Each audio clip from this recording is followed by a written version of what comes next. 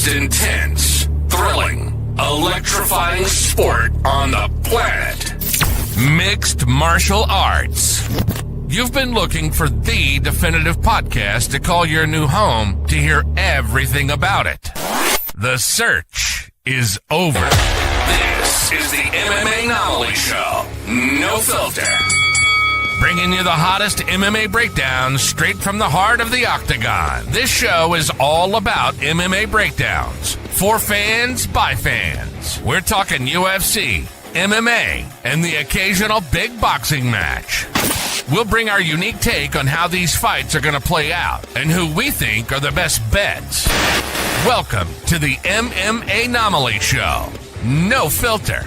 And now your hosts, Olin, a.k.a. MMAnomaly, and Emiliano, a.k.a. Jive Turkey Nano.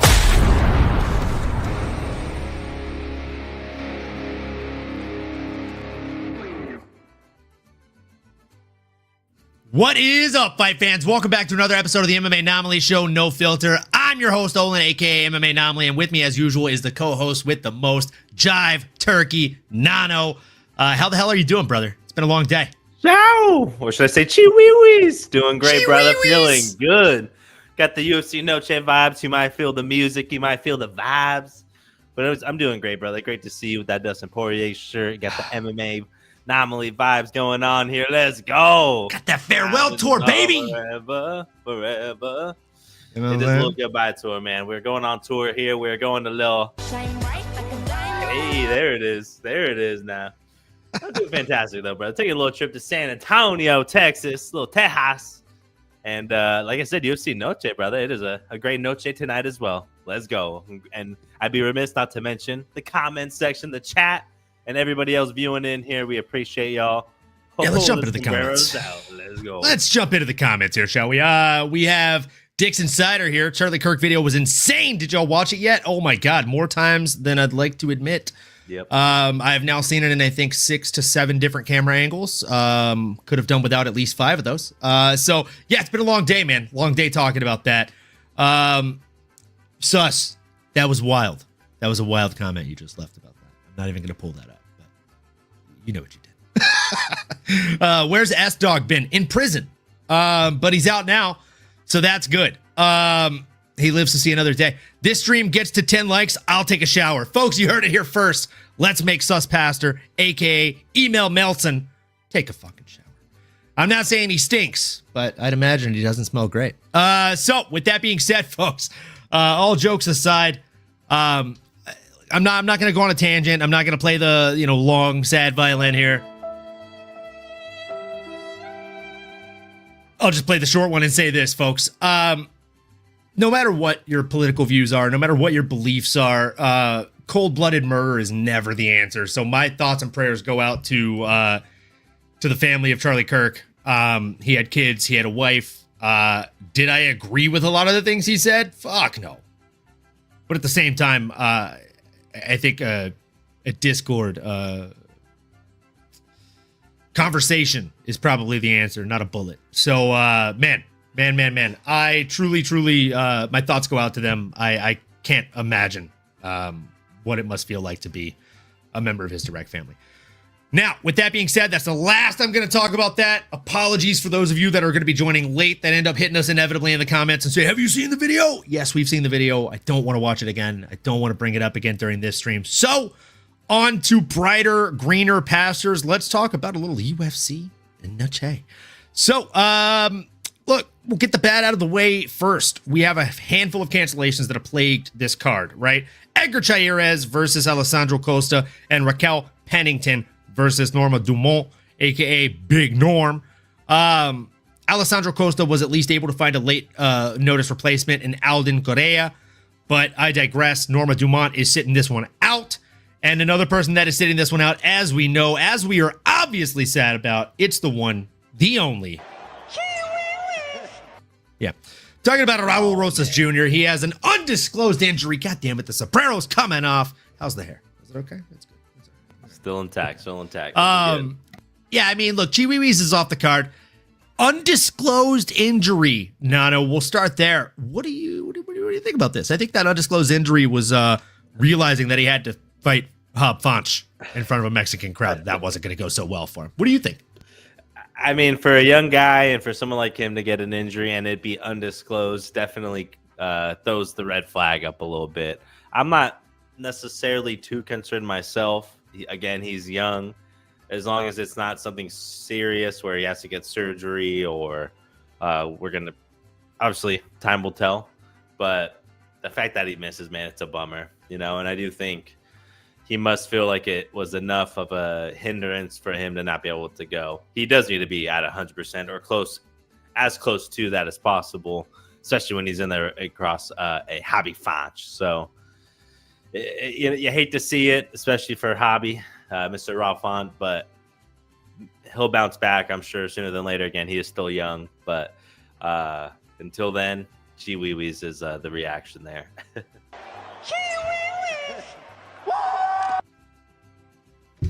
Yeah, man. Email Melson said, when is the next pay-per-view? I've been out of the loop, to be honest. So the next pay-per-view is UFC 320. It is taking place October 4th and is the rematch between Alex Pereira and Magomed Ankalaev. The co-main is going to be Merab Davalishvili and Corey Sandhagen. And then the co-main, as we call it, is going to be Yuri Prokaska and Khalil Roundtree Jr. Before that, we've also got a bit of a banger between Youssef Zalal, our boy, and Josh Emmett. So, should be a hell of a card, man, if I'm being completely honest. Definitely worth the money. And this is like one of two of the final pay-per-views. So you got to be there or you're going to be square. Okay, this is officially the last comment I'm going to read on this, but I did see this comment. I wanted to pay attention to it. The sad thing is Soros probably paid some homeless veteran to take that shot. 200 yards is 600 feet, pretty far. Not to mention, if you listen to it, so I grew up in Louisiana. I shot a lot of guns. My dad's ex-Airborne Ranger. My uncle's ex-Marine Corps. He did 2 tours in Iraq. Like, I have a lot of military in the family, and I've grown up shooting guns. So I recognize the sound of a silencer when I hear one and a sniper shot. So that was a sniper rifle. It was using a silencer, which typically, I mean, unless you're superiorly trained, is going to inhibit your aim just a little bit, and that was a clear jugular shot. So, unless he was aiming for the head and got lucky and hit the jugular, I mean, that was definitely a very, very, very highly trained professional. And shout out Sav Jelly, going on to the brighter topics here. Let's go. Hey. Yo. Hola, mi amigos. Hola, mi amigos. ¿Qué pasó? I hope you're enjoying your time in San Antonio. And my goodness. I'm sure you're just soaking it all up, going to the media day stuff, all that stuff, right? Let us know how it's been so far, Sav Jelly. I know you're going to be in attendance on Saturday. I heard they used poor Charlie as a distraction from the Trump letter to Epstein that was all over the news. I mean, that might be a thing. Conspiracies are flying. Yeah, me and my significant other were actually talking about that Trump letter this morning. So you're probably onto something.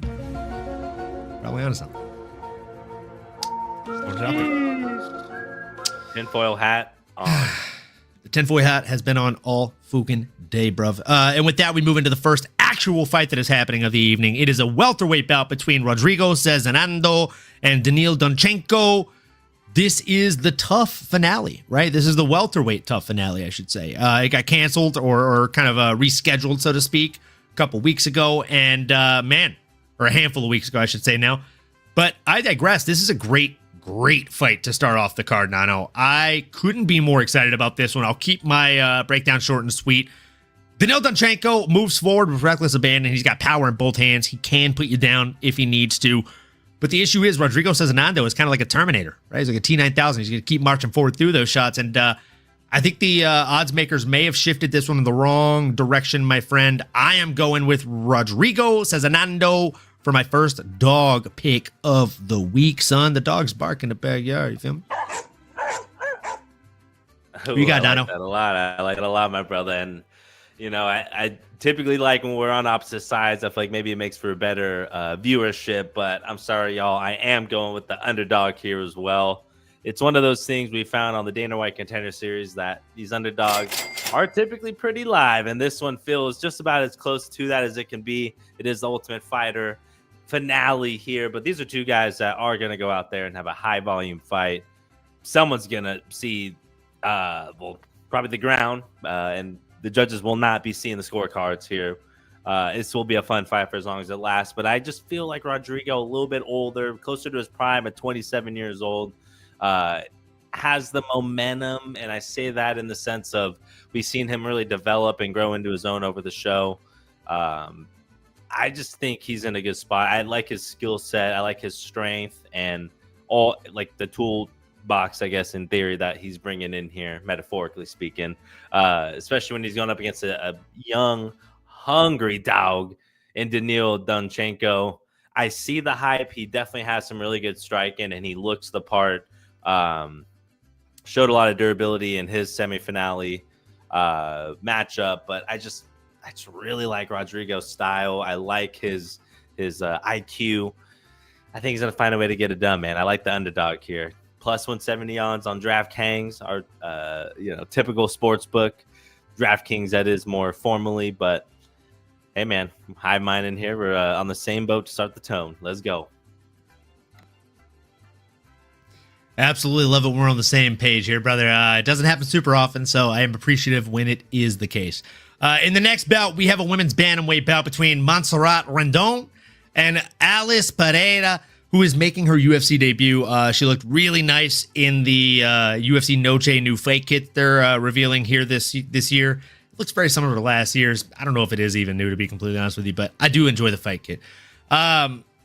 And she's 19 years of age, right? She's very, very young making her UFC debut. So I'm curious. I'll let you go first on this one, Nano. How do you see this one playing out for the debutante in Alice Pereira? Man, I am very intrigued to see it, right? I think it's we'd be remiss not to mention the fact that she is making female women's martial arts history here by being the youngest fighter to make her debut. She is 19 years old. Our boy, Mr. Chiwiwi's, was 17 when he got into the UFC as well. So you just think about that youth. You think about what's ahead of her. But really, when you also look at her style and her current abilities, and it's hard not to like what you see. She has the size. She looks to have the strength, at least just in terms of her physique. And you look at the record, all of her knockouts, or all of her wins are by knockout, excuse me.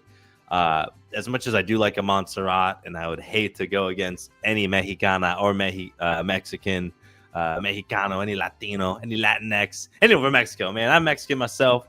It pains me to have to do it. I'd have to be really convicted, but you're getting Alice as the favorite, currently minus 148. I think if Vegas sees something and we all see it on the tape, it's hard for me to go against that. I just don't see enough that Montserrat can do. She's older, and let me just not, hang on to you there. Not only is she older, she is going to be, is it 18 years older? 36 years old, fighting a 19-year-old. So yeah, 17 years older, but yeah, very old. close. I mean, sheesh, that's just simply too much to overlook. So give me the young buck here, Alice Pereira, a lady we might be talking about for a long time here in the future. So should be a fun one. What do you think, brother? Should definitely be a fun one, man. Look, I'm with you on pretty much everything. The only thing that I'm worried about is the fact that she hasn't really fought any game opponents, right? Like the last person she got a decision over in her most recent fight is 12-10. The one before that she got a finish over is 2-1, right? She was 2-0 when she came in against Alice, but still very wet behind the ears, still very fresh in this game. So, look, I'm excited, man. She's still coming into her own, is Alice Pereira. So even with a loss here, she's going to gain stock, I think. I'm excited. Email Melson said Rosas Jr. is very supple. He's 18, right? He's 19 now. Age different to this fight is crazy. 19 years old versus 37 years old. Yeah, Rob. Fucking wild, bro. What was the biggest age difference in UFC besides this? I can't remember. This might take it. Email Melson said Izzy was only 21 when he fought a 52-year-old Anderson Silva. Wasn't Anderson 42? Are you fucking with me right now, bro? 52. Yeah, I was like, hold on. 52-year-old. I don't think he's 52 right now, Doug. Rob Rex, Pat Barry versus Rose. No. All right. Hey, be nice. Come on. Oh man, I just got in the chat. So with that, Nano, we'll do a little sidebar here. I don't know. Did you see Dana White get caught by a reporter today? when it comes to UFC fighter pay? No. So she was asking Dana White about UFC fighter pay and how, boxers get paid exponentially more. UFC fighters have never made nearly the same amount as Canelo and these guys, this, that, and the other. And, I agree. So I'm going to play this clip. We do not own the rights to this clip. I'm going to go ahead and hit this.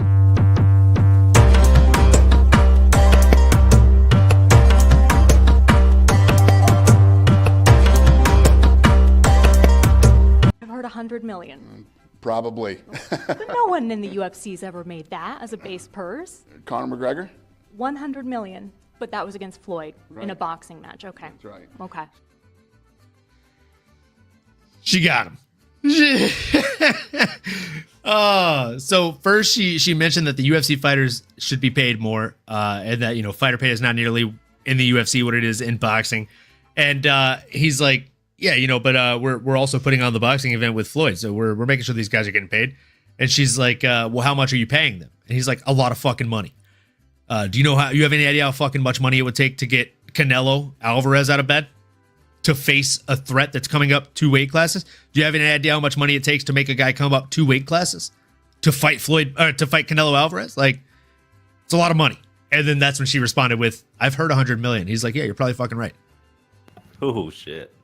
And then, yeah, but nobody in the UFC's ever been paid close to 100 million for a base pay, right? He said, Conor McGregor. And she hit him real quick with but that was in boxing against Floyd Mayweather. And he's like, well, yeah. Yeah. He's like, yeah. It was. He's like, yeah, exactly. He tried to roll right through that one, Email Melvin. He really did. He really did. And what up, Sean Moody? How you doing, brother? You're just in time. We're going through these prelims right now. We are just about to move forward into the flyweight division for this late notice bout between Alessandro Costa and Alden Coria. I mean, look, I got to take Alessandro Costa in this one. He's the guy that's been training for a fight. It does make a huge difference, guys and girls, right? Like, he was ready for this fight. He had his opponent pull out. As a result, he's facing a short notice guy who's coming up to face him in the UFC in Alden Coria. There's a reason he's a minus 395 favorite. I am not betting on this one, but I'm also not betting against the favorite in this one, Nano. Yeah, I like the favorite. I think he probably goes out there and gets it done damn near any way that he wants to. It's his fight to lose, right? Nano, are you feeling differently on this one? Nah, I'm right there with you, my brother. I think for all the reasons that you mentioned, and the fact that Alessandro, he's 3-2 in his last 5. Coming in here, he is the heavy favorite, fighting out of Brazil. But also fighting with Mexico as well. So I do like that little nod. And then you got Alden. He did get the nod, literally, I guess to use that word again there. I'm hoping to use some of his Texas crowd energy to help him through. He is on a 3-fight win streak. It is a big jump up, but hey, I mean, we've seen crazier things. Sometimes not cutting that extra weight, like we've talked about in the past, has sometimes benefited these fighters. I'm not going to sit here and recommend you hedge any underdog bet on this one. Stay away from it, enjoy the ride. But I do think that Alessandro is going to find a way to get it done. And he is, again, sitting at a minus 395 favorite. So you're just not getting the best bang for your buck there. But hey, if you're going to do it responsibly. Let's go. Let's go. Absolutely, brother. And with that, we can move on forward. We'll blaze through this card, I guess.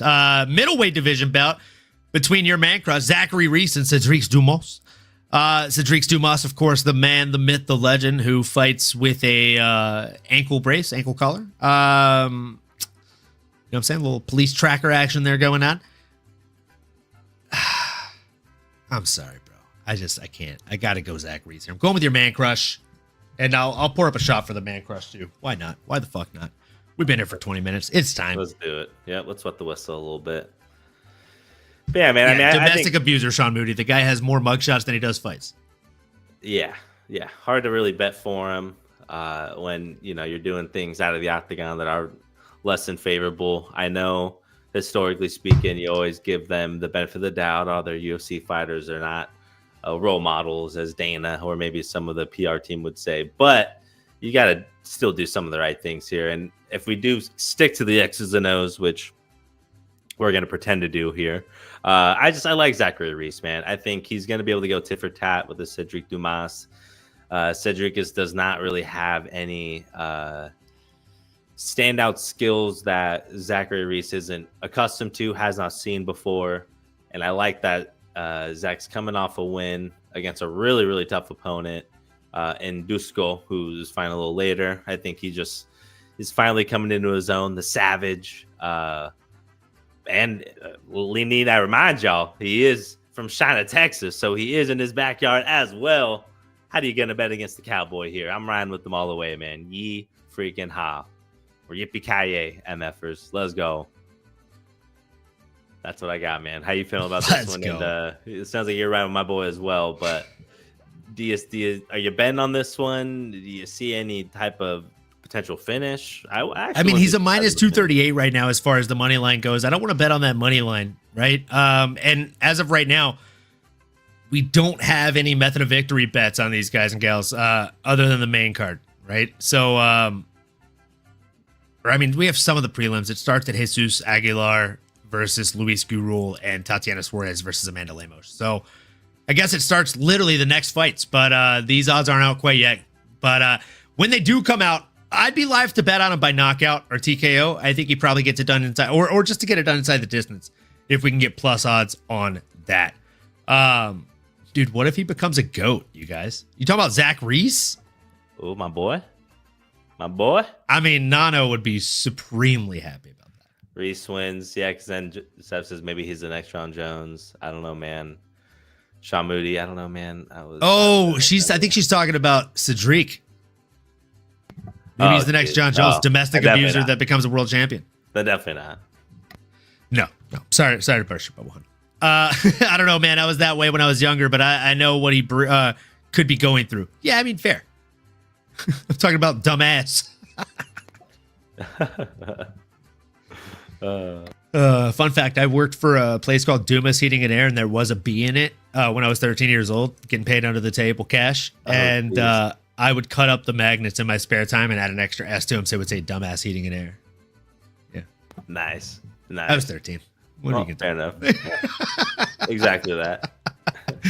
Oh, man. What we're going to do is we're going to do a shot for Zach Reese, for the guy coming out here. Fucking Drew here for the funeral of the fighting nerds. My guy. Easy. Guy. Easy. It's a tough week, bro. It's a tough week. Too soon, bro. Come on, Drew. Too soon. All right. Cheers. Cheers to you. Cheers to us. To keep it on going, keep it on growing. If you're drinking, drink with us. If not, that's fine too. We appreciate you all the same. Let's go. Salud.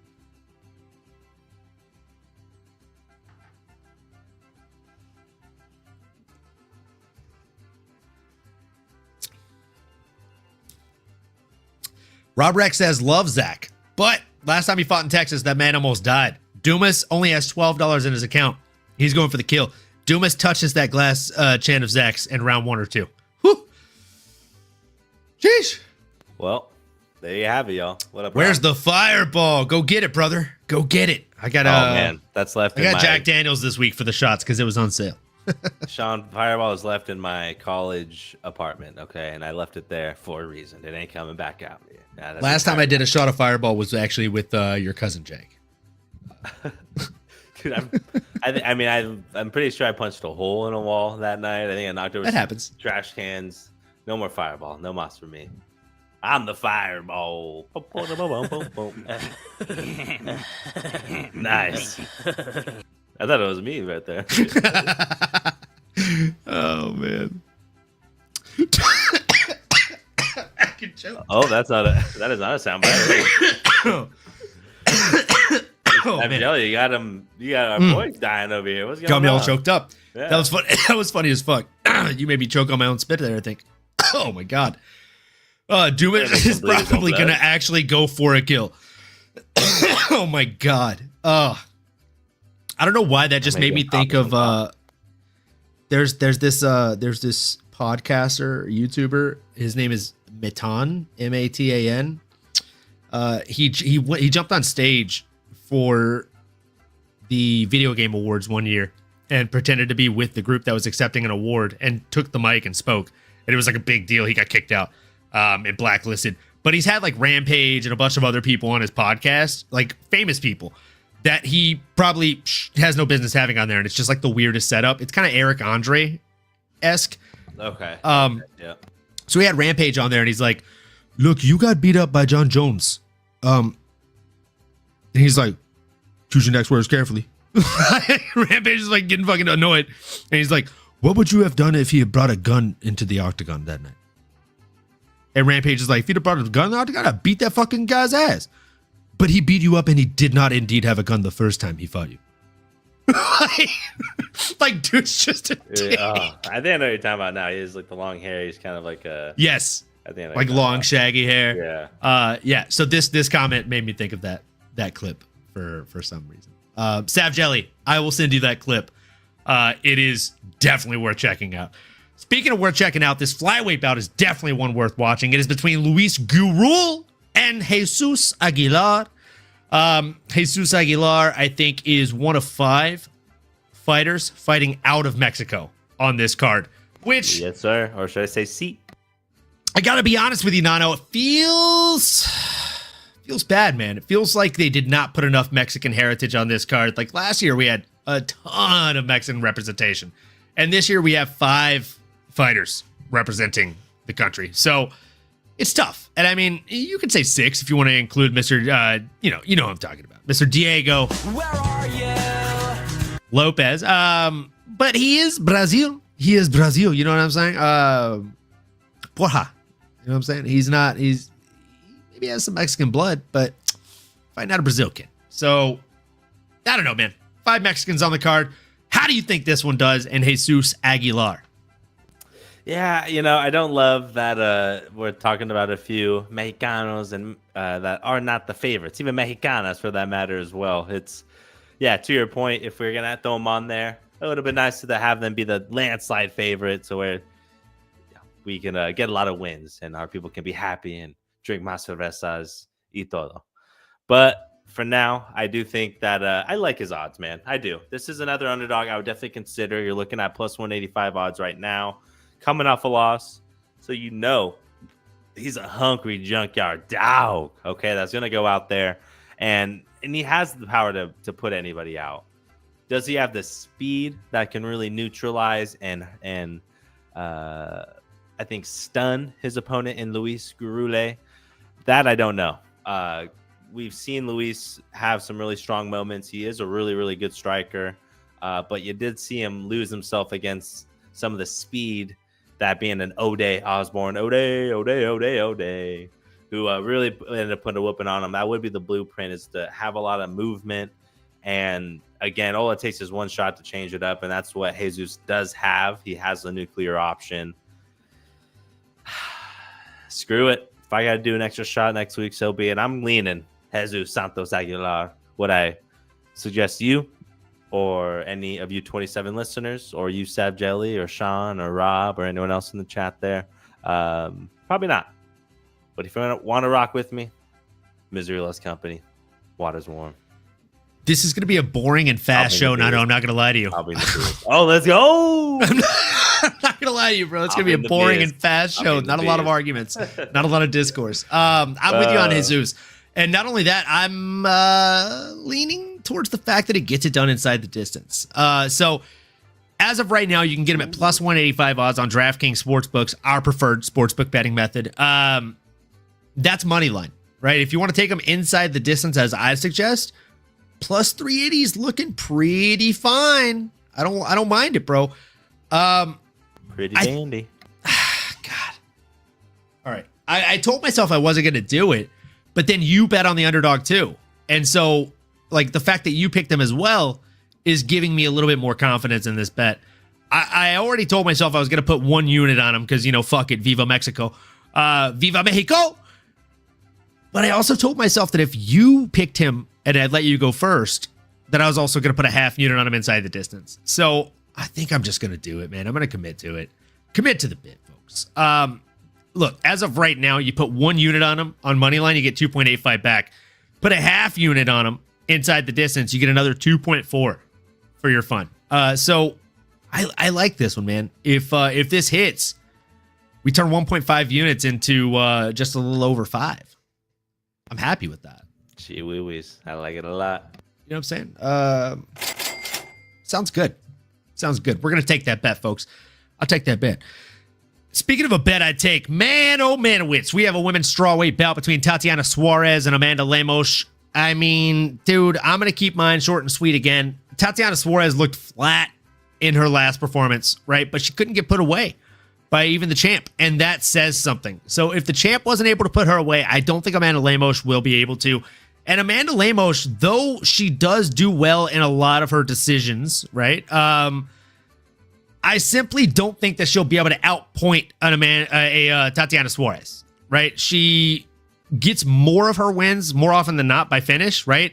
She has, 73% by finish. So 27% by decision does not instill confidence in a woman that I don't think you'll be able to go out there and put away. I don't think she has the submission skills to put away Tatiana at all. Maybe even not even compete with her.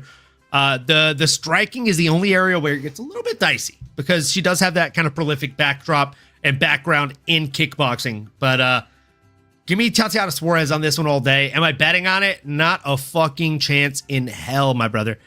Tatiana Suarez, as I stated, looked pretty flat in her last bout. She's a minus 455. That is pretty steep for your boy. I mean, as of right now, we're projecting to end the year pretty high on units up. We're up 9 if you take out the 13 plus that we've already bet and locked in this week. So hell yeah. Come on. We were up like 24 before I started placing bets. So we'll keep it running, keep it gunning, and this ain't one that we're going to be stunning, brother. I'm not betting on this one. But I like Tatiana. Who you like? Yeah, I mean, the odds certainly are not that favorable, and I'm not one to bet this kind of big of an underdog in Amanda Lemos. I just think that Tatiana's style certainly suggests she should go out there and get it done. Like you said, she went the full distance with the current champ, or ex-champ, I should say, the one that went up. One of the best in our generation. And Tatiana's good, man. I mean, she's coming off injury. Maybe that's part of it. I know it usually takes a few years to come back from an injury like that. It's what you see in football and other places. It's like, it's not just that first year. It's that second year that you really get back into your full self. Maybe that's what we're going to see here this time around. I'm surprised this is so low on the docket, man. I mean, this is number 4 versus number 2, if I'm not mistaken, or number 1 versus number 3. I mean, these are two of the best. Yeah, very disrespect, man. These are two of the best. Maybe they're just, to your point, maybe they see Tatiana just being dominant in the wrestling, and it might be a bit of a more boring fight. Rob Rex here in the comments section, plus 185, putting 2 unis on it. Good underdog. Go Jesus. Sure. I like it. I think you're talking about Jesus Santos Aguilar, in which case I agree. Double R. Let's do it. Rexy, flexy. Yeah, man. Again, Tatiana Suarez, you know, that's where it's at. I think she can potentially be champion here if she showcases and has the night that she should have. Amanda Lemos, always a dog, always someone that has that striker's chance, but she has been known to kind of give up and be willing to just sit there in those positions. Again, just look back at some of those title defenses or her previous losses. Just doesn't really have an answer, though she does have good grappling and jiu-jitsu. Would love to maybe see it on display and try something early while they're both dry and not 3 rounds in, which is the other part. It's only 3 rounds. This was 5, maybe give Amanda a little bit more of a shot, but again, she'll be Tatiana. Bust down, Tatiana. Want to see busted. And it's also worth mentioning, right, that Tatiana Suarez landed more than double the number of strikes on Zhang Weili than her opponent on Saturday did. They've both fought the champ, right? They've both lost via decision. So both very hard to put away. Zhang Weili landed 296 strikes on Amanda Lemos. She landed 232 on Tatiana Suarez. And in their respective bouts, Amanda Lemos landed 29 total strikes, while Tatiana Suarez landed 63 total strikes. So, worth taking into account. I think strength of schedule not only is everything, but so is who you fought. Who is that strength of schedule against? And they fought some of the same opposition, so it's worth looking into, man. Put your tinfoil hats on there, folks, again. And with that, we move into the lightweight division, folks, for a men's bout between Claudio Puelles and Joaquim Silva. My goodness, this fight is going to be a lot of fun. I feel like it's going to be a bit of back and forth before it ends. But I digress. There is a pretty steep or pretty small, I should say, margin of odds differential here. We got a minus 112 in Claudio Puelles coming in against a minus 108 Joaquim Silva. This is a good old-fashioned pick'em, Nano. And speaking of pick'em, who you picking? To be honest, it's hard for me to pick him. Part of me wants to pick Joaquim just because I have a brother of mine near and dear to me that is Joaquim. So if I take that bias out of it, I could see Claudio getting it done. I think he is the slight favorite here, just a tad bit. That line might even change when it's all said and done. But I do like what I've seen from Claudio. He's really, really slick, and he's aggressive when it comes to the ground game, seeking those finishes, seeking the submissions. I like his style, man. I think he can go out there and get it done. AKA the Prince of Peru. Though I do like Joaquim Silva, and he does have his nickname being Neto BJJ, so maybe that nullifies each other there. I may be looking silly, but I like Claudio, man. I think he has a skill set. I think he's a little bit of a better striker as well. Even though, again, they both are coming off losses. Claudio coming off back-to-back losses. I think you can make a case that he has more to lose here. 29 years young, and our boy Joaquim is 36. You know how I typically feel about those younger fighters. I think he has a better shot to go out there and continue to get a little bit better at this stage, as opposed to Joaquim, where maybe his best days are behind him. So give me the young guy in Claudio, who I think I said he's the favorite, but I guess he might actually be the. Oh yeah, I guess on DraftKings it's minus 112, minus 108, and Claudio's minus 112. Joaquim 108. Pretty close. Virtual pick him almost. So very close. Virtual pick. I guess the Ben favorite here by the skin of my teeth. And look, I'll be honest with you, man. It's crazy because you mentioned it, right? And I'm happy you did. Joaquim Silva, his nickname is Neto BJJ. He's never been submitted. He has 3 wins himself under his belt in his professional MMA career via submission. I think I'm going to fall for the trap on this one, Nano. I'm going to put a 1/5 of a unit on our guy Claudio Puelles to win by submission, to get the first submission win against Neto BJJ. Claudio has 7 wins by submission, which, if you're bad at math, that's more than double the amount of his opponent. And typically the only time that he does really poorly is when people know how to outstrike him. And I don't think that Silva knows how to do that. They're going to be fairly even on the feet, and on the ground, he's going to be outmatched. That's going to be where his confidence lies. And as soon as he gets kind of surfed on for a minute, he's going to lose that confidence. If you look at the most recent wins for Claudio Puelles, you would see that, 2 out of 3 of them are by way of submission. And not only that, but the same exact submission, both knee bars. If I asked you right now, to try and remember how many knee bars you've seen in the UFC, I think you'd be hard-pressed to think of anyone other than Claudio Puelles and the Queen of Victory. The Queen of Violence. So... yeah, it's hard. There's not a lot of knee bars. That's a technical submission, bro. And to be able to find that is nasty work, bro. Slick. It's a career ender if you do it the wrong way, or the right way, I should say. So I got Claudio here. I like him by submission. You put a 1/5 of a unit on this guy, you're going to get almost a unit back. So 0.86. It's not a bad play. It's not a bad play. I'm almost tempted to even do a half unit on it. I'm feeling pretty confident on this one. Let me actually double check what the method of victory double chance is, so that way we can see if it's just more worth it to take them inside the distance. Okay, let's see. Under 2.5 is plus 114. Not bad. The odd swing isn't that crazy different. It's plus 250 versus plus 330. I think I might just do a half unit on him and commit to the bit for him to get it done inside the distance. Half unit gets you 1.75 back on this. If I were to do a half unit on him to win by submission, I'd get 2.15 back. It's a safer padded bet because I think you could also hurt him and just get him to the ground and finish with ground and pound. I'm gonna do it. Yeah, I'm gonna lock in a half unit on him. Claudio Puelles to win inside the distance. I like this one a lot. Let's go. And with that, we move into the headliner of the preliminary card here, folks. It's Jose Medina coming in against Dusko Todorovic. Man, oh manowits, this is another tough one to pick. I mean, Dusko is one of these guys that you want to see do well. And right now he's a favorite, but he's just so wishy-washy for me. It's hard to bet on him. I won't be betting on this one in any way, shape, or form. I am going to go with the favorite in Dusko Todorovic.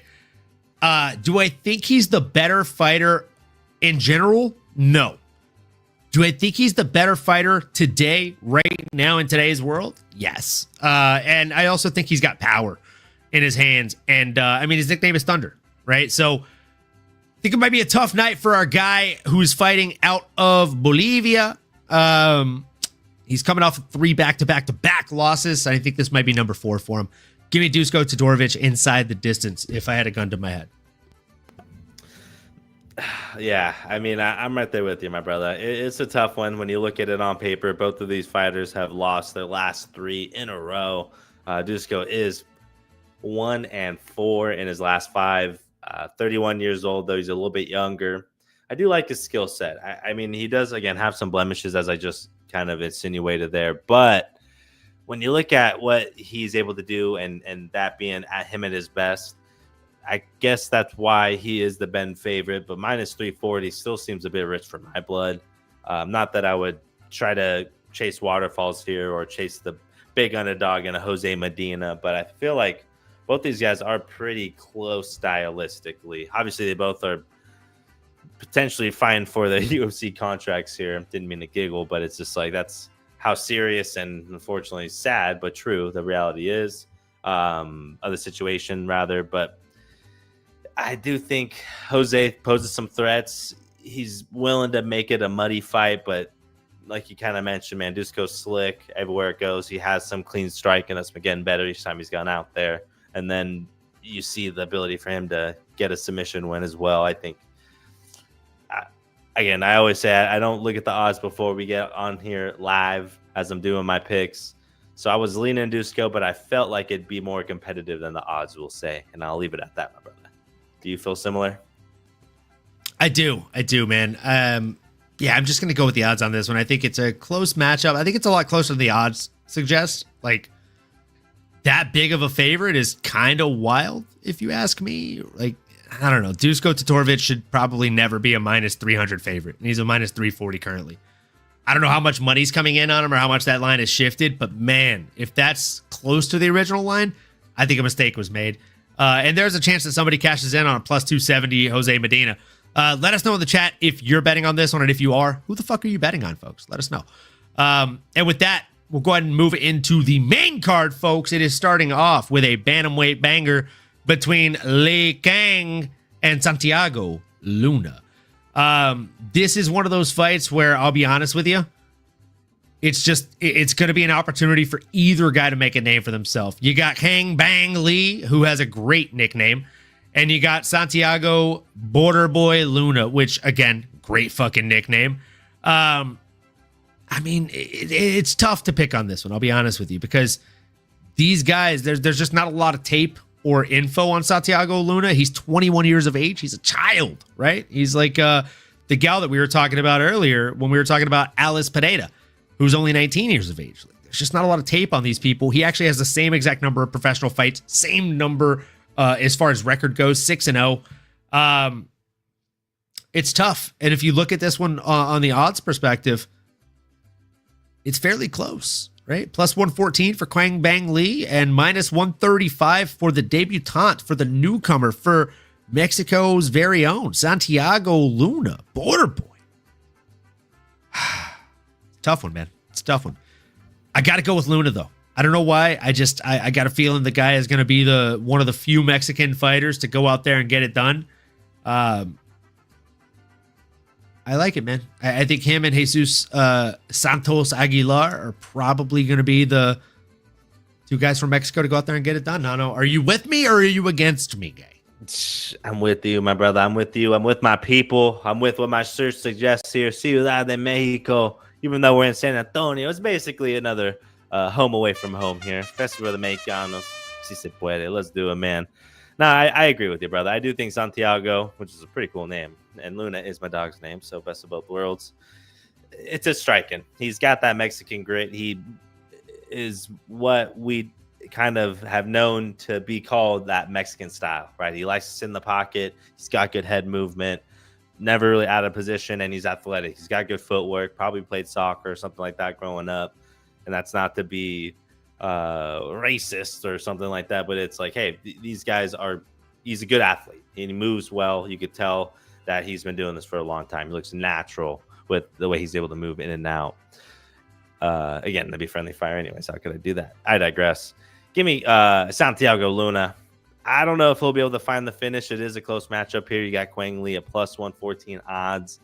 He is a clean striker. He likes to be in the pocket, fight in a phone booth, as we like to say. And really, it's just saying is he likes to be really close with his opponent in a tough, gritty affair. He's got some clean uppercuts. He's been able to put away some of his opponents, but I just think Santiago's going to be too much, man. He's a young buck. He's got the height. And if he needs to take his opponent down or just you do some good old-fashioned ground and pound, maybe even try to find a submission, I think he's going to have advantages in those areas as well. So should be a good one for sure for all you Mexican fight fans out there. Make sure you tune in for this one. If you only tune in for one, certainly suggest it besides the main event, of course. But this should be a fun one, my brother. It should definitely be a fun one, my guy. On the next one, we have a man that I've probably lost more money betting on or against in my life. We have a lightweight bout between Alexander, the not-so-great, Hernandez, coming in against Diego Ferreira. Nano. This guy, Alexander Hernandez. Man. I don't like it. I'm not going to bet on this fight. It's minus 105, minus 115. This is another one of those very, very close bouts on paper and on the betting odds. I'm pouring up another shot for this one just because I need to get past talking about an Alexander Hernandez fight. Hold up. He was supposed to. We got to talk about real quick. Santiago Luna, his nickname is Border Boy. I think we might need to change that at some point. Just wanted to. That's what I'm saying. Like I said, his nickname was great because it's Border Boy. I thought that was hilarious. That's. I don't know. In today's it's certainly a choice, Cotton. It's a bold choice, Cotton. Bold Let's see how that plays out for him. Bold strategy, Cotton. It's a bold strategy, Cotton. God. This is why I love you. This is another one that be my wingman anytime. Got you, Maverick. I got you. Yeah, man. I mean, this is another one I definitely am going to stay away from. I'm going to sit back, enjoy the ride, but not going to bet on this one. Too close for comfort.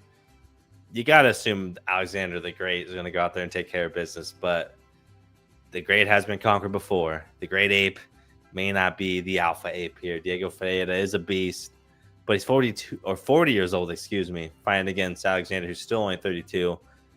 I think Alexander should win. I'm taking him, even if, like you said, he's wrong in the past. So thought I'd give you a little extra boost of confidence that, hey, man, we got to live in the moment. It's a what have you done for me lately? Facts. And I think he's trending the right direction. So give me Alexander, the Great Hernandez. Let's go. Unfortunately. Cheers, folks. Cheers before I do my breakdown on this one. If you're drinking, drink with us. Raise one up. If you haven't already, like the stream, comment, subscribe, smash that bell for notifications. You know the fucking drill, folks. Let's get it. And cheers to you. Let's get it. Cheers to y'all. Appreciate you. Salud.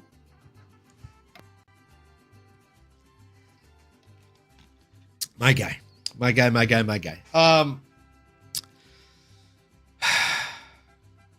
Alexander Hernandez.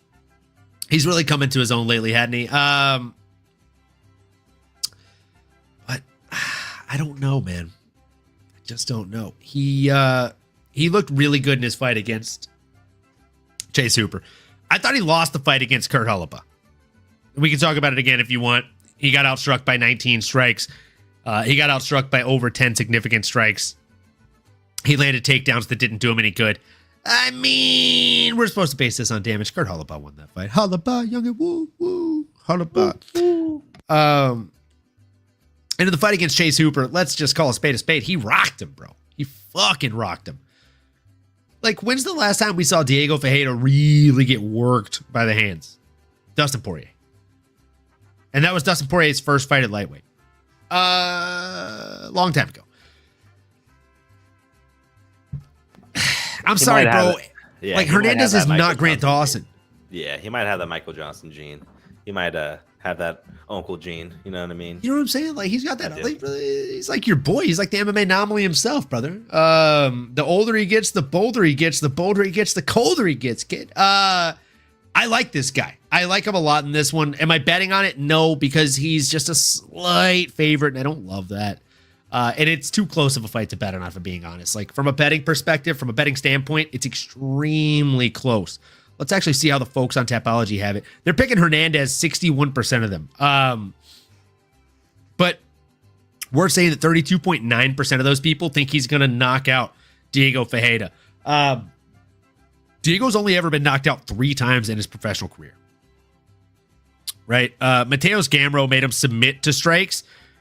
So I think that counted as a TKO. Gregor Gillespie, when he was on a fucking tear, killing everybody, got a ground and pound win over him. And Dustin Poirier got a TKO win over him. So respectfully, all those people that bet on him to win by knockout, those are void. And if those are void, then it's like 60% of these people going for Ferreira. So give me Ferreira, dog. All right? By dumbass MMA math and bias and just hating on Alexander Hernandez, if nothing else. I also just think stylistically, styles make fights. Diego Ferreira has more wins and less losses. He's fought the better opposition. He is a grown-ass man. Yes, he's 40 years old. Yes, Alexander Hernandez is 32 years old, just now entering his fucking fight prime. Yes, I might put my foot in my mouth after saying this. But yes, I'm standing on fucking business. 10 toes down, brother. Alexander Hernandez goes out there and gets fucking worked by Diego Ferreira. Viva Mexico! Let's fucking go. And with that, we move into the middleweight division to cheer on a man that we got to see live and in the flesh, accepting his UFC Hall of Fame acceptance in the fight wing against Israel Adesanya. You know we're talking about a Kelvin Gastelum coming in here against Dustin Stoltzfus. Oh, man, this is going to be a fun fucking fight from just pillar to post. But I'll be honest with you. I'm torn on how I think this one goes. Then another one of these that I could see going either way. Dustin Stoltzfus is a pretty heavy dog right now at plus 205, with Kelvin Gastelum being a minus 250 favorite. But on what grounds, right? Kelvin's coming off of a loss and a pretty hefty one to Joe Pyfer, who's proven to not be as good as we all thought he might be. But he also, right before that, got a decision win over Daniel Rodriguez, which I thought maybe he lost. 2023 was probably the most active year he's had in the last 4 years, and he had 2 fights. Those were against Chris Curtis, in which he won, and Sean Brady, in which he lost via submission. So there's just, I'm not getting a lot of confidence from Kelvin Gastelum, man. I've gone back and forth on this one a lot this week, Nano. Before I even give you my pick, I hope you can steer me in a direction here. How do you see this going? Yeah, I mean, this is a tough one, right? This is a tough one. I was a little shocked to see Kelvin Gastelum as the Ben favorite. I think the reality of the situation is, though he is, I guess he technically is a Hall of Famer, and he's had a great career. I mean, he's 20-10. He's about of on, off, sometimes wins, sometimes doesn't, as you can get. But he still has that chin, right? I mean, he was able to go the distance with a Joe Pyfer. I think that's something that would give me a little bit of confidence. And then looking at his opponent, Dustin Stoltzfus, I do like what he brings to the table. He does have some power. I actually thought he was going to be maybe the Ben favorite, but maybe Vegas looked at what happened with Joe Pyfer and said, okay, let's, pump the brakes a little bit. Kelvin is one of those guys. It's just a hard stylistic matchup. He's smart, doesn't really make a lot of mistakes, can take a lot of hits, but he doesn't do a lot of things that leave him in harm's way to get hit. It typically happens towards the end of the fight, which that's like any of us. So let's not give him, too much of a hard time for that. But Dustin is fair game for a knockout potentially. I mean, if you want to sprinkle on a little bit of a bigger dog, this might be one to do it. But I'm never going to bet against a Kelvin Gastelum. I mean, he's just an OG, triple OG in my book. He's our era. I mean, granted, we stretch across different eras here, not to age myself too much, but you're getting him at minus 250. Vegas sees it the same way. I'm not going to argue against him. Just turn on the tape, see how durable Kelvin is. But he's smart. As long as he stays locked in and doesn't take a nasty shot from Dustin early, I think he should be all right. And shout out Grimy. We see you. Shout out KJ MMA. Let's go. Let's go, KJ MMA, live on Twitch, bros, streaming Undisputed. Let's fucking go. Suarez by sub, Grimy. Okay. Grimy just fucking not even saying hello. How's it going, guys? Just coming in here and trying to make us some money. I love that. Hell yeah, keep it coming. Tatiana by sub. All right, I'm listening. Plus 130. You think she subs her? Fuck it. I told myself I'd follow Grimy blindly. He hit like 3 times in the last 2 weeks that I can recall. So I mean, he referenced you by name. He did say Olin. Yeah, he did say Olin. He did say. Yeah, I'm putting a unit on it. Yeah, I'm gonna do it. I'm gonna put a unit on it. That's 1 unit to get 2.3 back, folks. I'm not mad at that. I don't know. Is this guy leading me down a path here, like a path of victory or a path of destruction? What are you thinking? I mean, no, they're gonna probably spend a lot of time on the ground. I think it's definitely fair game, and if you got the Grimy co-signed, then who am I to argue with that? You know what I'm saying? I'm no one to argue with that, and I'm not going to. So take it to the bank, shorty. What you think? Take it to the bank, shorty. What you think? The bet Come don't on. stink, baby. Let's go. Let's get it. Yeah, I'm putting a unit on it. I'm doing it. I'm following you. But in this Kelvin fight, I can't. In good faith, I can't make a bet here. In the next one, though, we have a lightweight banger between Rafa Garcia coming in against Jared Flash Gordon. This should be a fun fight. Not only you take the lead on this one. How do you see this one playing out? Do you have a dog in this race, and do you think we should be betting on it? Oh, man. I mean, this is a fun one. In terms of, well, I guess dog, I usually think underdog here. So am I betting a Rafa Garcia go out there and beat a Flash Gordon? Nah, I don't think so, man. I do like Rafa Garcia. I think he does pose a lot of threats, and he represents our people well. And I can't believe I said his name twice, and I didn't say it the right way. I'm talking about a Rafa Garcia. But all jokes aside, man, Jared Gordon's legit. Okay, he has been able to prove time after time that he is a dog. He has the ability to weather the storm. I mean, look no further than the fight with Patty, right? I mean, some people thought he won. I think MMAnomaly is in that camp, but I'm not, setting up shop there. I'm not going to pitch my tent in that same campground because I am a Patty fan. I almost have the same haircut as him right now, but that's neither here nor there. Give me Jared Gordon, man. I think he finds a way to get it done.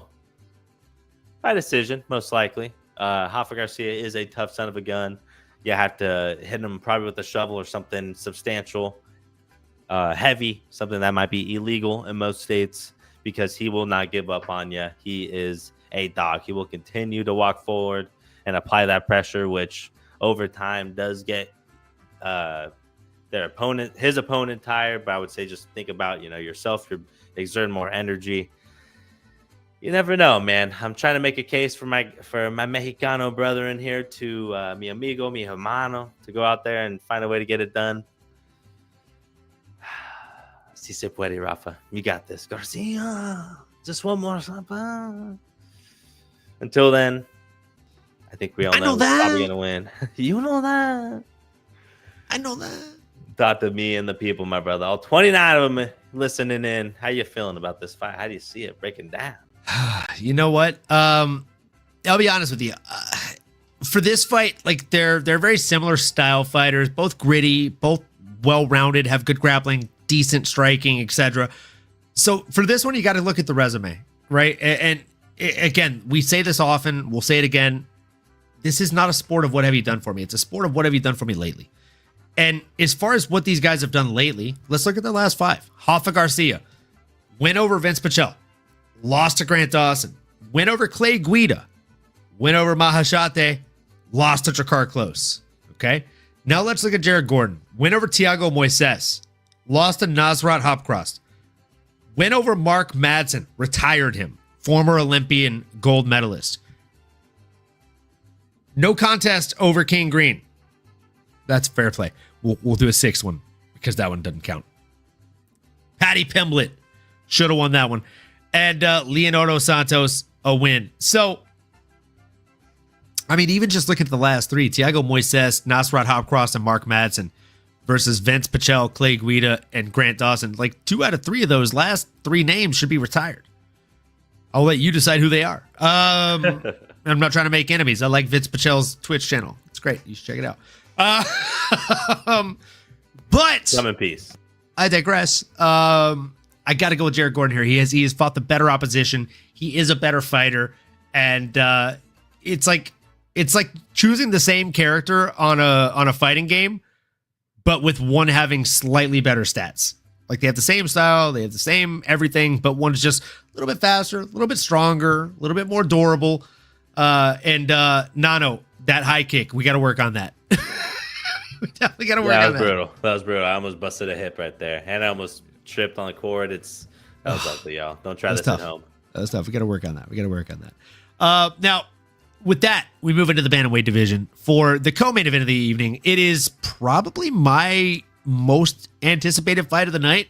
If I'm being honest, I think this fight is better than Rob Font versus Raul Rosas Jr. No offense to the man, the myth, the legend, the himself, but I gotta say, Dr. David Martinez is a fucking stud. I think he's a little bit better, and he's a little bit older. He's 27 years of age. He's got a little bit more man strength behind him, and I think this is gonna be a better fight as a result.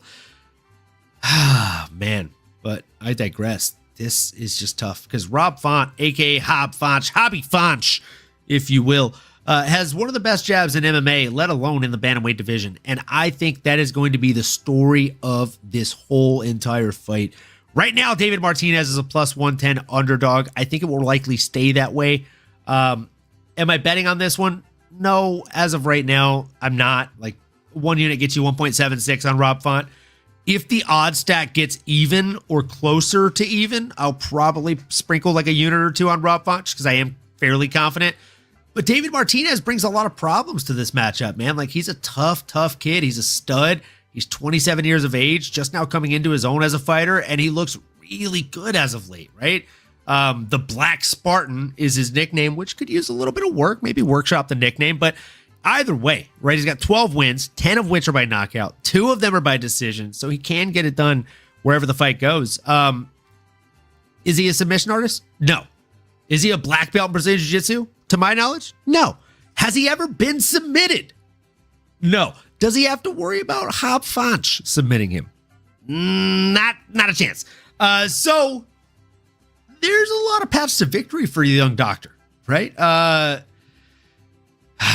feel like I'm being a little bit of a fence sitter, but I gotta go Hobby Font. What are you saying? Okay. Gotta go Hobby Font. I like both guys, bro. I like both guys. You're making a case. You're making a case for both. I like it. That's true, what do you want me to do?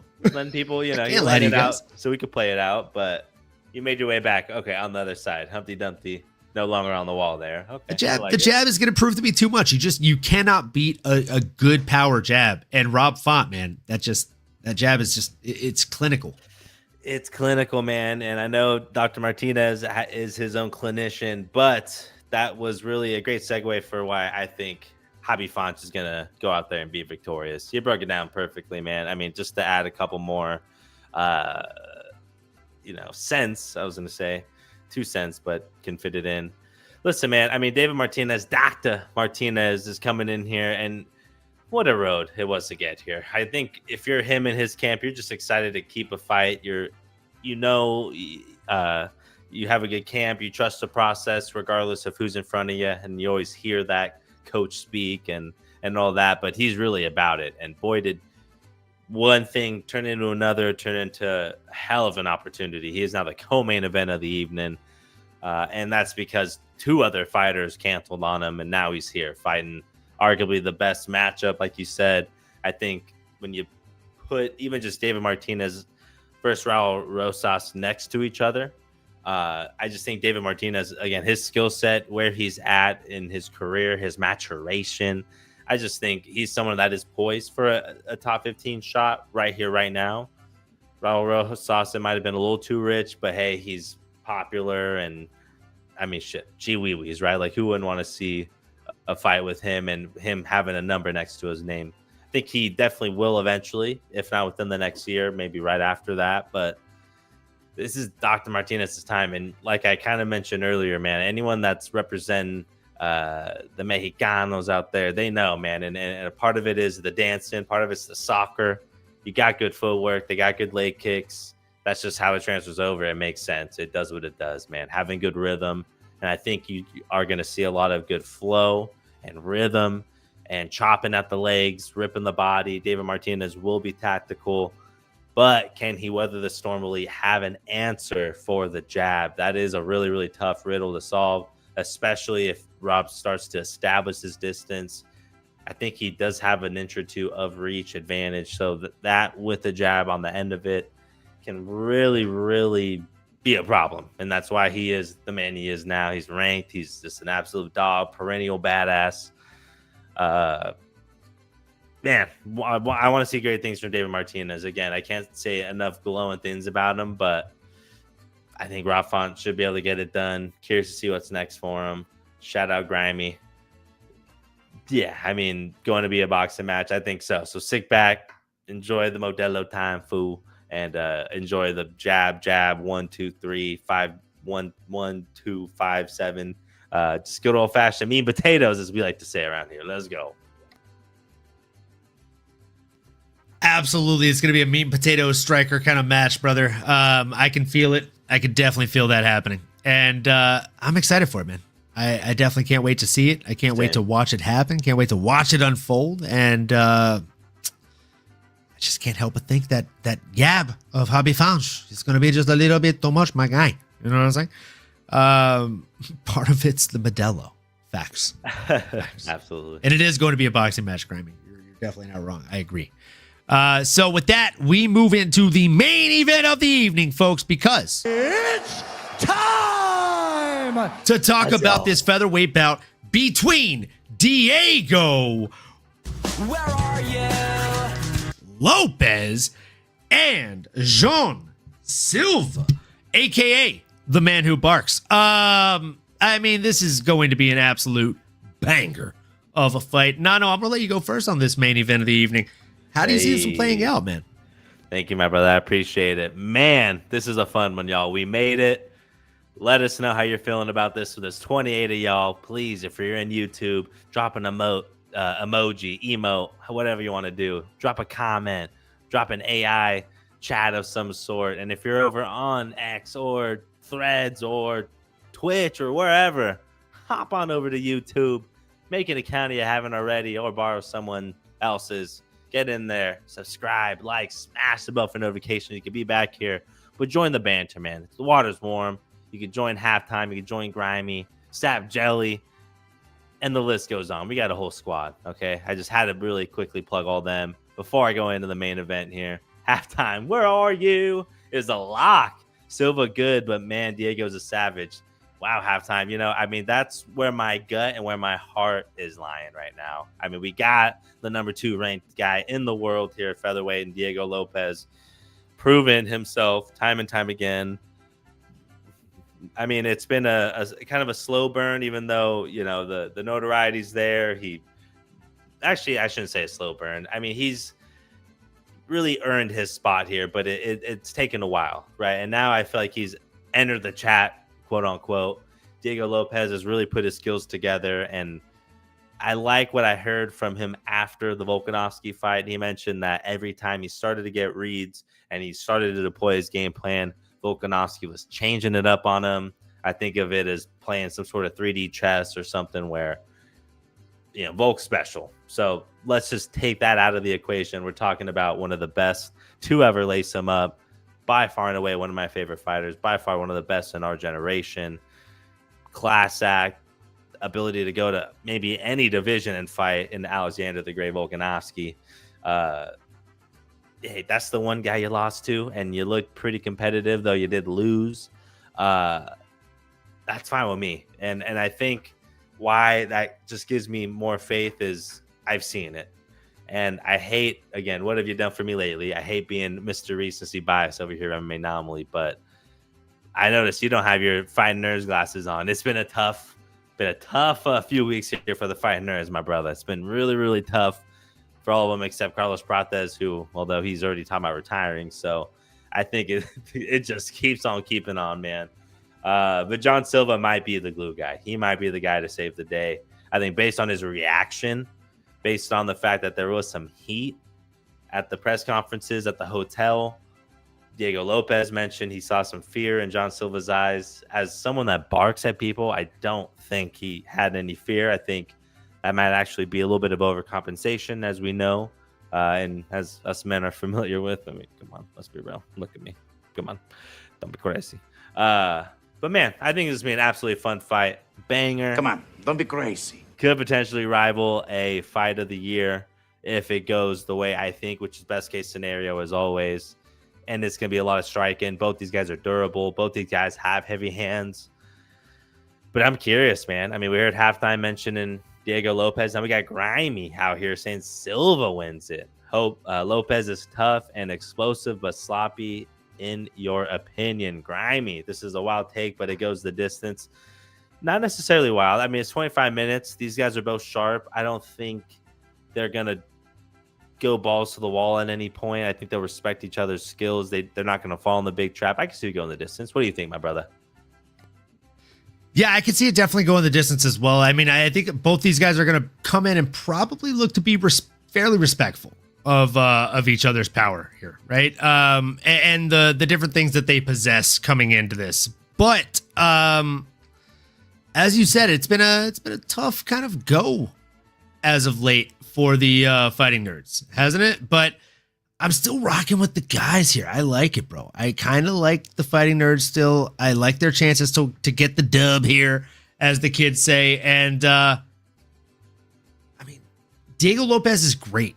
Do not get me wrong. Do not get it twisted.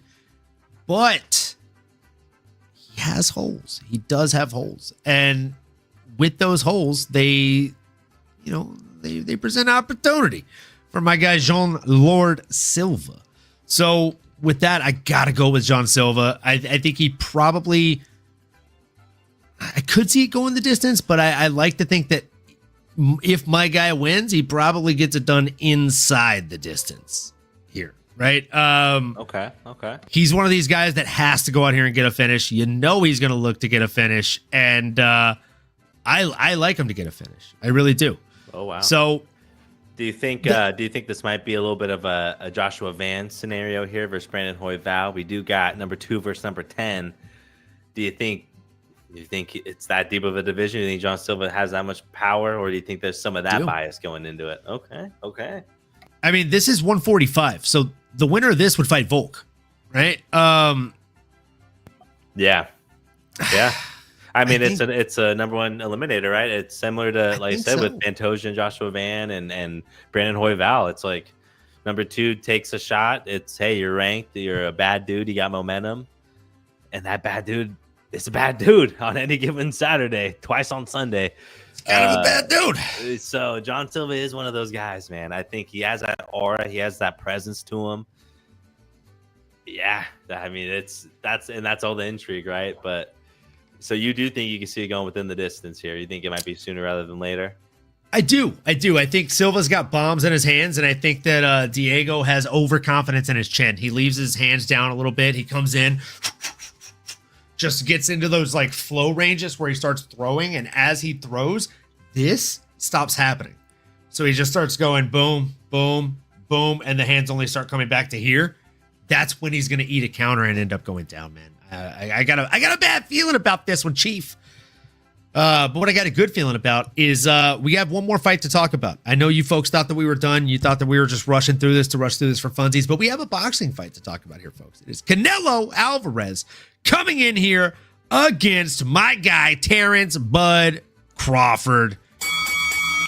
Folks, you know we got to talk about this boxing match. Let's fucking get it. But I did pour up one last final shot, Nano. If you're willing, even a halfie, go ahead and pour that bad boy up. Let's do that for the folks. And let's talk a little bit of the square circle here, brother. Let's talk about this boxing match coming up this weekend. So look, we've got almost 30 of you watching right now. Cheers to you. Cheers to everyone else that will watch after we post this. And if you're watching it on the replay, go ahead and pour up a shot if you're drinking. We'd appreciate it. Why the hell not? And if you're watching live, even better. Pour one up. Let's fucking go. If you're not drinking, that's fine too. We appreciate and support your sobriety. Cheers to you. Cheers to us. Cheers to all the fuss and the muss. Let's fucking go. Salute. Appreciate y'all. Love y'all. Let's go. Now, as I said, we've just spent the last hour plus talking about MMA. Let's switch gears a little bit, yeah?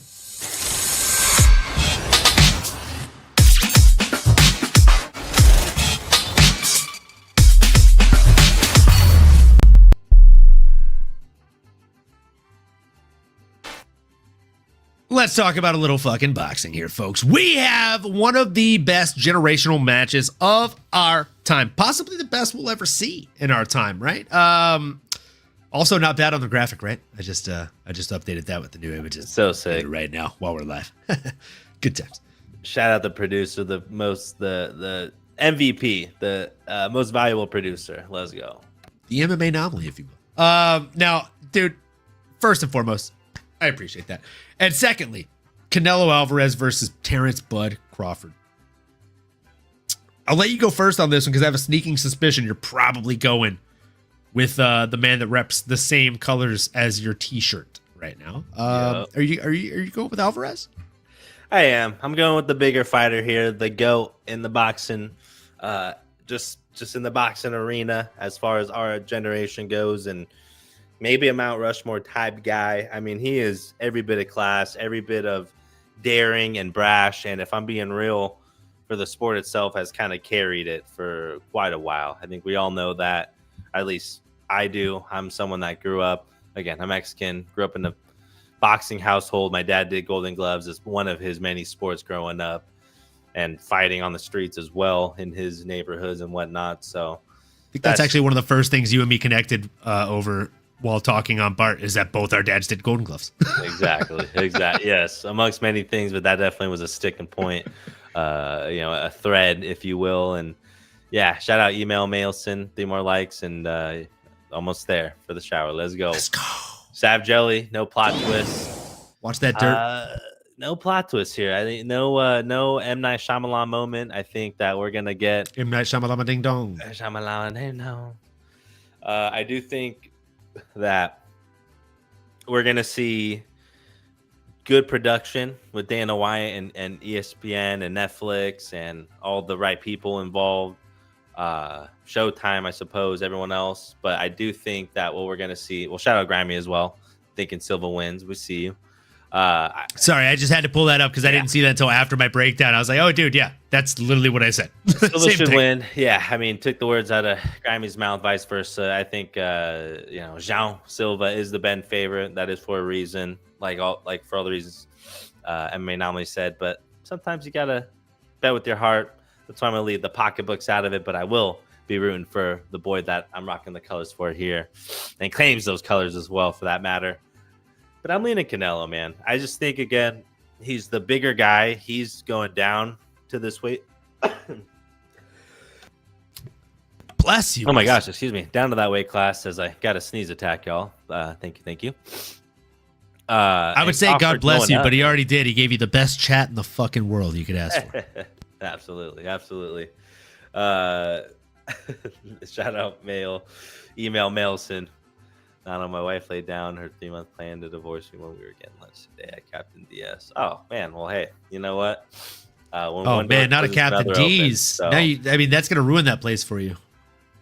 Captain D's. I don't think I've ever been to. You know what that means? Now you got to go to Long John Silver's.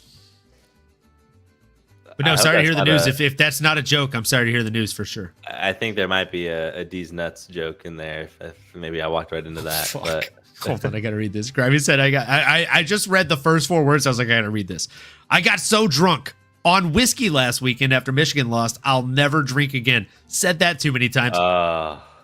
Oh, if I had $1 for every time I said I'll never drink again, I'd probably be at least $100 richer. I don't know.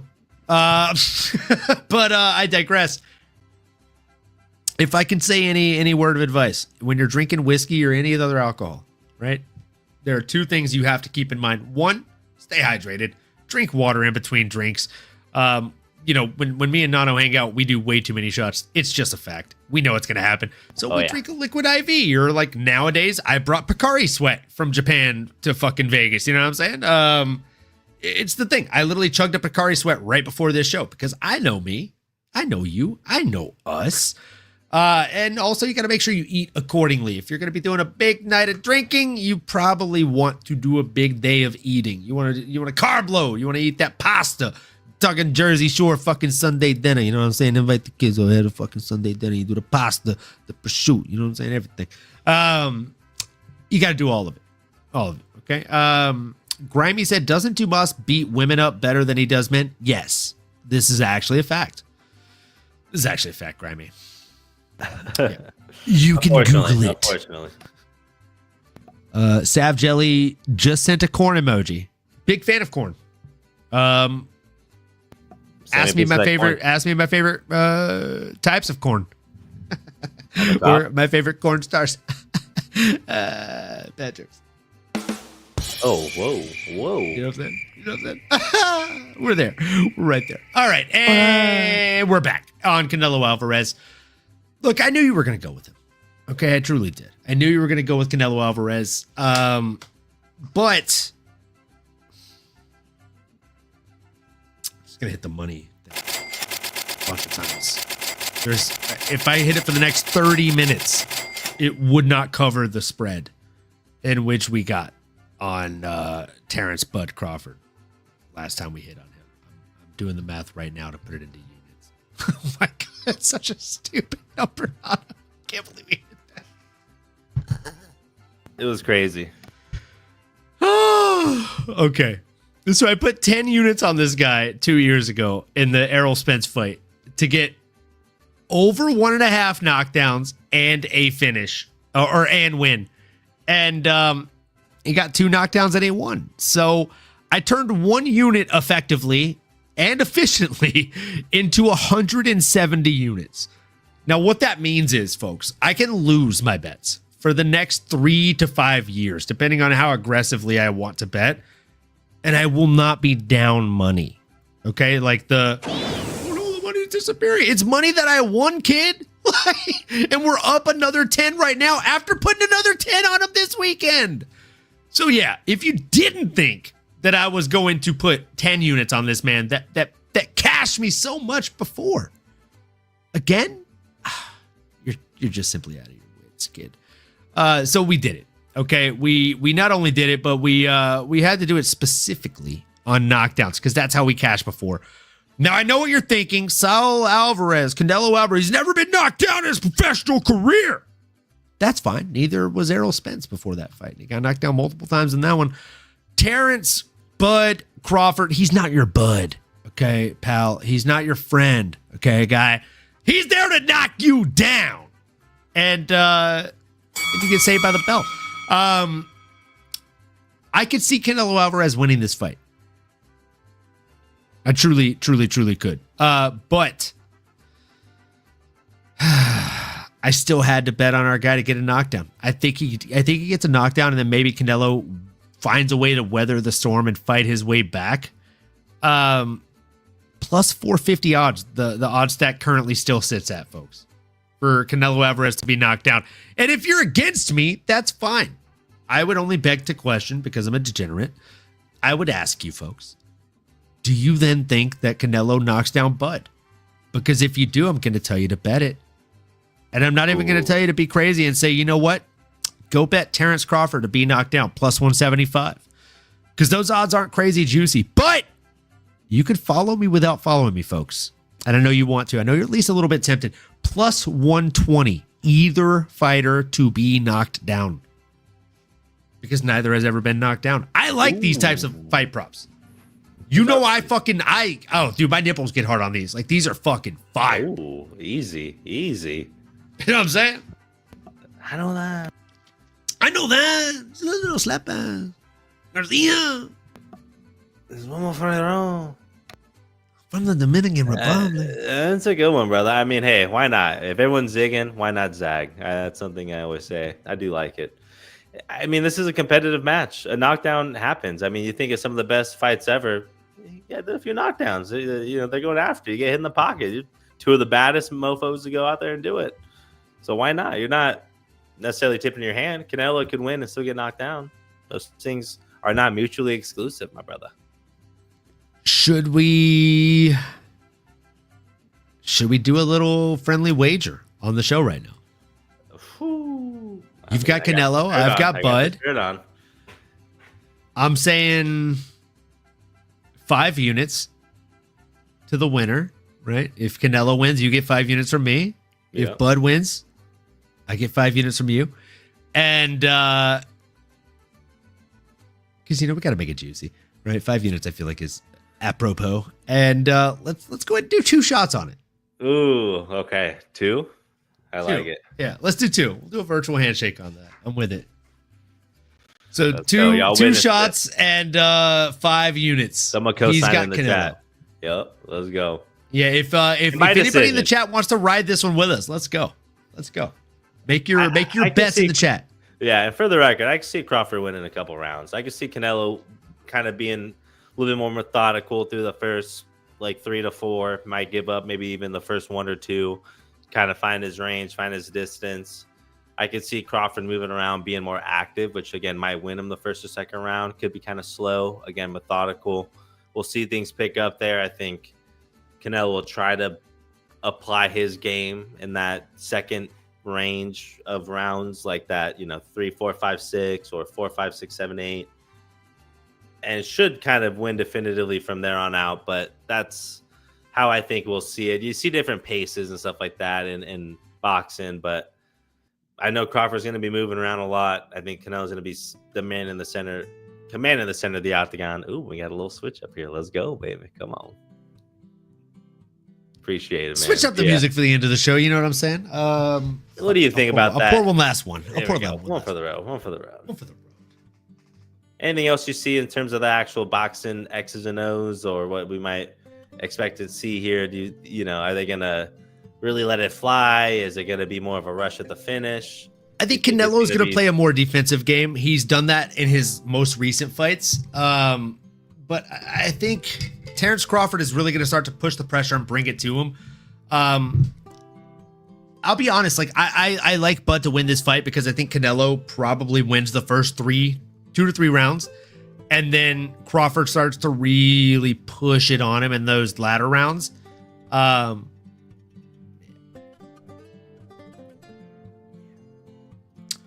Sav Jelly said, I'm going to go for a draw, but I'll be busy anyway. Dancing emoji. Let's fucking go. Hold on. As the music hits here, Sav, let me look at these odds for a draw. What are the draws? I like it. Draws. I don't think that'll happen. Not that. I don't like that necessarily, but I don't love it, but it's bold. also fairly probable for these types of matches. Let's see here. Fight outcomes. Let's see. I don't even see. I see technical decision. I see round odds. I see majority decision, unanimous, disqualification, split decision. There's no draw. Oh, here we go. Draws plus 1,400. Oh, Christ. even a half unit. I think I'm going to put a fifth of a If you unit. go in with, I was going to say, if you go in with a few units to play, and this is, again, responsible, even if it's just $1, that is a unit for you out there. Yeah, hey, a couple units, sprinkle some here, there, everywhere. But that is a fun one to mess with, because, that can be something that can happen in boxing. That's a boxing thing that can happen, I'm telling y'all. Don't sleep on it. I'm not mad at this. I'm putting a fifth of a unit on that, Sav. I still think Canelo's going to win. I still think Bud's gonna win, right? We have a bet on it, but as Sav said, holy guacamole, why not? Why not? When I saw plus 1,400, I'm like, yeah. I mean, we've seen a lot of these big time boxing matches go to draws. Crazier things have happened, y'all. Crazier things have happened. Talking about two of the best boxers in the world, why not? Cheers, folks. Got 30 of you watching right now. We hope you've all liked, commented, subscribed on the stream so far. If you're watching on Twitter, come on over to YouTube. Smash that bell for notifications. We'd really appreciate it. It'd mean the world to us. Let's go. If you're drinking, drink with us. Cheers to you. Salud. Let's go.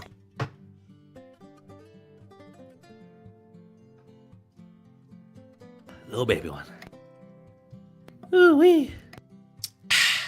Can't wait, y'all. It's going to be a fun weekend. It's going to be a fantastic weekend. I'm currently working on a segment right now. If you're in the chat right now, if you're watching on repeat, either or, if you have even just an ounce of Mexican blood in your gene pool, I would love to have you on for a segment I'm doing that I'm going to post after UFC Noche. Just asking you kind of what UFC Noche means to you as a Mexican heritage representation, right? Like, is Dana doing a good job when he calls it a love letter to Mexico? And some other questions we might get into. So, folks, if you're into it, let me know. Instagram, Twitter, all platforms. I'm now on Threads as well, at MMAnomaly. Let me know if you're into it, and if you're down to be on the episode. I'd love to film something with you. Let me know, and folks, we appreciate you tuning in. It's been about an hour and a half. You've been locked in with us from the very beginning, a lot of you, and we appreciate you all the same. If you just tuned right now, right? So let us know your bets in the comments. Let us know if you're going to UFC Noche. Looking at you, Sav Jelly. And if you do none of the above, if you've laughed at our bets, that's fine too. As long as you do these next two things. Nano, you know I'm going to say it again. We ask that you keep on going and that you keep on growing, folks. And we really, really hope we see you next episode. Let's fucking. You've been listening to the MMAnomaly Show. No filter. As you may have been able to tell, we dig the MMA, and our passion is to dive deep into the upcoming fights, give you our expert breakdowns, and help you make sense of all the chaos that is the fight game. We hope you've enjoyed the show. If you did, make sure to like, rate, and review. We'll be back soon, but in the meantime, make sure to find us on YouTube, Twitter, Instagram, and Twitch at MMAnomaly. Be cool, and we'll see you next time.